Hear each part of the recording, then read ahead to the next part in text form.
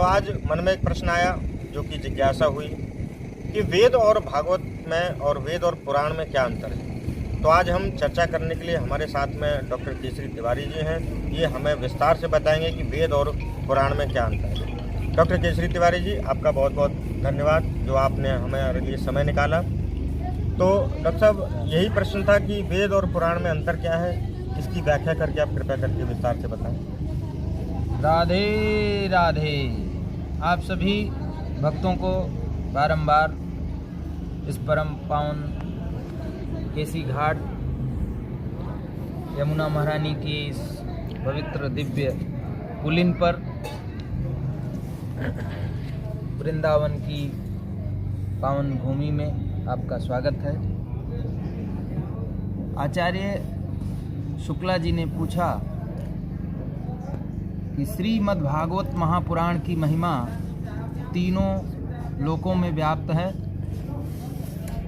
जबकि वेद अपौरुषेय हैं। इस जगत में से ही सारा ज्ञान निःसृत है।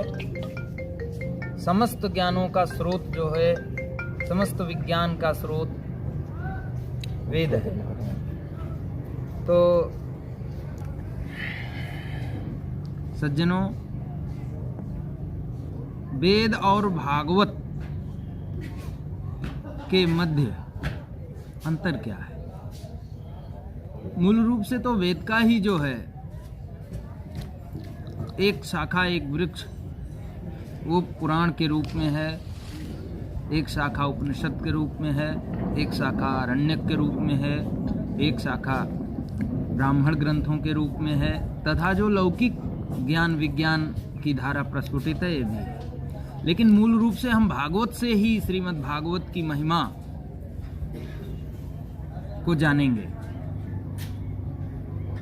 श्रीमद् भागवत महापुराण के महात्म्य में वर्णन आता है कि देवर्षि नारद ने भक्ति और ज्ञान वैराग्य की दुर्दशा को देखकर द्रवित हो गए। उन्होंने उनके सम्मुख उनके दुख को दूर करने के लिए वेद वेदांग का पाठ किया, गीता का पाठ किया तथा अन्य भी जो स्तोत्र थे जिनमें इतनी ऊर्जा भरी हुई है कि जिनका पाठ कर लेने मात्र से ही जगत के समस्त सुख की प्राप्ति हो जाती है और दुख से निवृत्ति हो जाती है। लेकिन भक्ति का दुख दूर न हुआ, ज्ञान वैराग्य को जरा सा भी होश न आया, जिस कारण से नारद दुखी होकर के परहित की भावना से चलते चलते चले जा रहे थे कि उनको सनकादिक ऋषियों से उनकी भेंट उनको मिली। उन्होंने पूछा, हे नारद, आज तुम्हारे चेहरे पर मलिनता दिखाई दे रही है, आप तो सदैव प्रसन्न रहने वाले संत हैं, देवर्षि क्या कारण है? उन्होंने कहा, हे प्रभु, आप सही कह रहे हैं, मैं इस समय वृंदावन से आ रहा हूँ और वृंदावन की धरती पर मैंने एक आश्चर्य देखा। वो आश्चर्य है कि एक युवती के 2 वृद्ध पुत्र, और यह आश्चर्य मेरे जीवन में प्रथम बार है, जिसको देखकर मैं बहुत ज़्यादा विचलित हो गया हूँ। सनकादिकों ने पूछा, नारद, ऐसा कौन सा आश्चर्य है जो आपसे छुपा हो, जिसका रहस्य आपको न पता हो? आप तो त्रिकालदर्शी हैं, भूत भविष्य वर्तमान सब आपकी आंखों से, आपकी दृष्टि में सब है, आपसे कुछ नहीं छुप सकता। नारद जी ने कहा, हे प्रभु, आप सत्य कह रहे हैं, लेकिन यह आश्चर्य हमारे ज्ञान की सीमा से भी ऊपर दिखाई दे रहा है। अतः मेरी जो समस्या है उसका आप समाधान करें।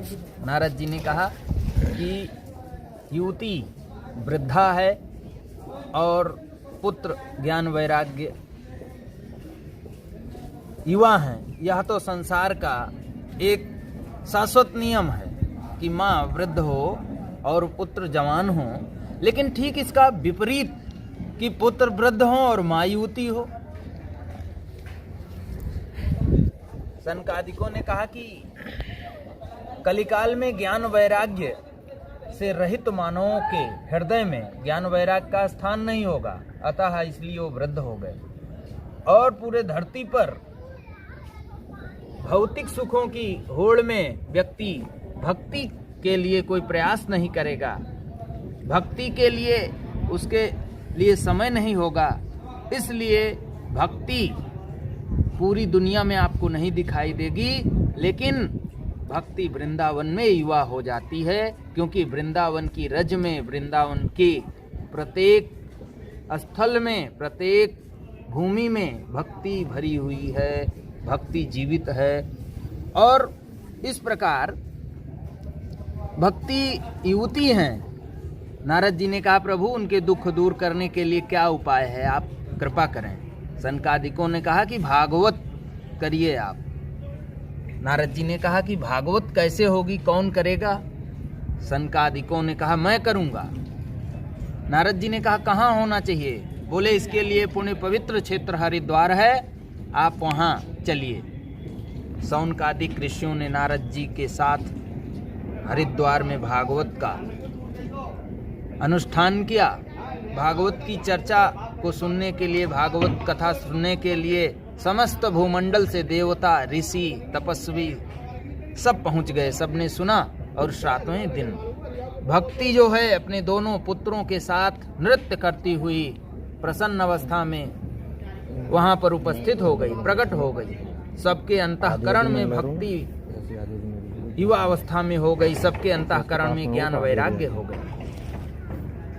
नारद जी ने देखा कि भक्ति युवा हो गई, उनके दोनों पुत्र युवा हो गए। उनका अधिकों से प्रश्न किया, हे महात्मन, ऐसा क्या श्रीमद् भागवत में है जो कि इसके श्रवण मात्र से भक्ति का दुख दूर हो गया, ज्ञान वैराग्य युवा अवस्था को प्राप्त हो गए, और वेद पाठ, उपनिषद पाठ इत्यादि के फल से इनको ज्ञान वैराग्य को चेतना नहीं प्राप्त हुई, ये चैतन्य नहीं हुए? सौनकादिकों ने कहा, हे नारद, ठीक प्रश्न किया है आपने। वेद वेदांत ज्योतिष गीता पाठ बार बार पाठ करने पर भी अचेतन उनको चैतन्य अवस्था की प्राप्ति नहीं हुई। जी जी। नारद जी ने कहा कि प्रभु इसमें अंतर बताइए, ऐसा क्या प्रभाव है भागवत में, ऐसे क्या वैभव है जिसके श्रवण मात्र से ज्ञान वैराग्य पुनर्युवा अवस्था को प्राप्त हो गए? सौनकादिकों ने कहा कि हे नारद, तुमने सत्य कहा है कि वेद आदि ही संपूर्ण ज्ञान के मूल स्रोत हैं, लेकिन ज्ञान स्वरूप जो महावृक्ष है, उस वृक्ष की शाखा को कभी खाया नहीं जा सकता, उसका रसपान नहीं किया जा सकता, उसके पत्ते को नहीं खाया जा सकता। तो संसार में जितना कुछ है वह सब शाखा है, डाली है, पेड़ के पत्ते हैं, फूल है, लेकिन श्रीमद् भागवत जो है वो फल है उस वेद वेदांग का, और फल को ही खा करके मनुष्य स्वाद को प्राप्त कर सकता है, उससे जो है चैतन्य हो सकता है, वह अमृत बोध को प्राप्त हो सकता है। इसलिए श्रीमद् भागवत इस संसार में ज्ञान रूपी वेद जो है, जो वृक्ष है, उसका ये फल है। और वो कैसा ये फल था? ऐसे ही सामान्य शुष्क पड़ा हुआ था, लेकिन इसका प्रचार प्रसार भगवान विराट पुरुष ने ब्रह्मा के हृदय में प्रविष्ट करके उनके हृदय में प्रस्फुटित किया, और फिर भी उसमें स्वाद नहीं आया, उसमें स्वाद नहीं आया। डॉक्टर साहब जी, आचार्य जी, स्वाद कब आया? क्रमशः शाखा ते शाखा पर जाए। ब्रह्मा जी ने सनकादिकों के हृदय में प्रकट किया, वही ब्रह्म सनकादिकों के हृदय में प्रकट हुआ, और उसने सनकादिकों के हृदय में भागवत प्रकट किया। फिर वही ब्रह्म जो है नारद जी के हृदय में प्रकट हो गया, नारद जी के द्वारा व्यास जी के हृदय में प्रकट हुआ। व्यास जी के बाद सुखदेव स्वामी, जब सुखदेव जैसा परमहंस उस वृक्ष को अपने मुखार बिंदों से स्पर्श किया, तो उसके फल में मधुरता आ गई, स्वाद आ गया, जिसका बार बार पान करने से, स्वाद लेने से भी हृदय में ऐसा होता है, ऐसा लगता है कि इसका बार बार पान किया जाए, बार बार श्रवण किया जाए, बार बार मुहुर मुहुर, बार बार निगम कल्प तरोर गलितम फलम सुख मुखात अमृत द्रव संयुतम पिबत भागवतम रसमालयम मुहुरहो रसिका भुवि भावुका। रसिकों के लिए रसिकों के लिए है। बोलो राधा कृष्ण भगवान की जय। राधे राधे। यमुना मैया की जय। जैसे जय। कहा जाता है कि धन्यो वृंदावनम हो। भक्तिर नृत्यति यत्र चा, यहाँ पर भक्ति महारानी मूर्तिमती है। यहाँ ब्रज की प्रत्येक रेणु में भक्ति भरी हुई है। अगर यहाँ की आप ब्रज को भी अपने मस्तक से, रज को अपने मस्तक में लगाते हैं, धारण करते हैं, तो संपूर्ण आपको 5200 वर्ष पूर्व से आज तक की जो लीला है, जिसका तप है, त्याग है, उन सब का आपको फल मिलता है। बोलिए राधे राधे। राधे। पृथ्वी शान्तिरापः